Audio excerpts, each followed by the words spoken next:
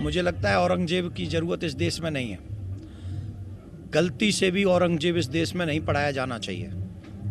औरंगजेब को पढ़ाकर आप क्या सिखाना चाहते हैं? औरंगजेब इस देश के लिए कोई ऐसा, उसके जीवन से कुछ ऐसा नहीं मिलता है जो हमारे आने वाली पीढ़ी को वैचारिक समृद्धि प्रदान करेगा। उसकी वो तोड़ फोड़ वाली लाइफ स्टाइल और उसका वो विचार, दमन करने का, सनातनियों का, मंदिर इत्यादि को तोड़ने का, उसका जो इतिहास है, उसका जो चरित्र है। पहली बात, मैं 50-50 हूँ। राम को पढ़ाना चाहिए, इसका एग्री हुए, मैं उसको मानता हूँ, लेकिन औरंगजेब को पढ़ाना चाहिए, इसका विरोध करता हूँ। औरंगजेब न तो मदरसों में पढ़ाना चाहिए, औरंगजेब को ना ही किसी किताब में पढ़ाना चाहिए। औरंगजेब को पढ़ाने लागी कुछ भी नहीं है। ऐसा कोई विषय नहीं है जो औरंगजेब का पढ़ा के हमारे बच्चों को, आने वाली पीढ़ी को महान बनाना चाहते हैं। पहली बात, राम जी को इसलिए पढ़ाना चाहिए क्योंकि राम किसी हिंदू या इसका कोई नाम नहीं है। राम का मतलब है मानवता का नाम। जो अपनी संतान को, आने वाली पीढ़ी को अच्छी संतान बनाना चाहते हैं, उन्हें राम को पढ़ाना चाहिए।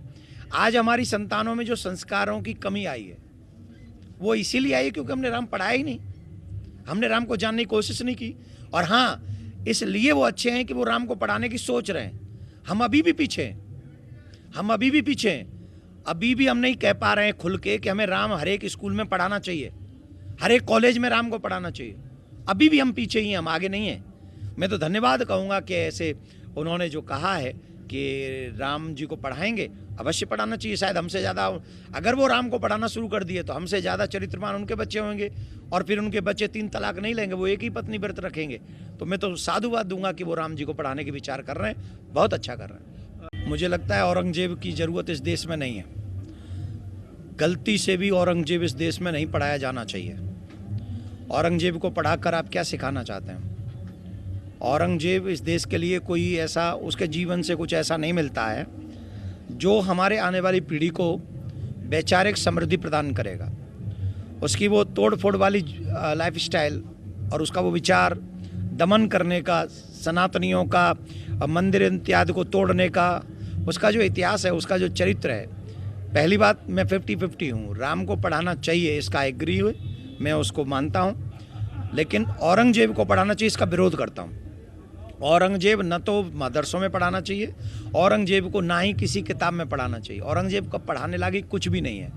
ऐसा कोई विषय नहीं है जो औरंगजेब का पढ़ा के हमारे बच्चों को, आने वाली पीढ़ी को महान बनाना चाहते हैं। पहली बात, राम जी को इसलिए पढ़ाना चाहिए क्योंकि राम किसी हिंदू या इसका कोई नाम नहीं है। राम का मतलब है मानवता का नाम।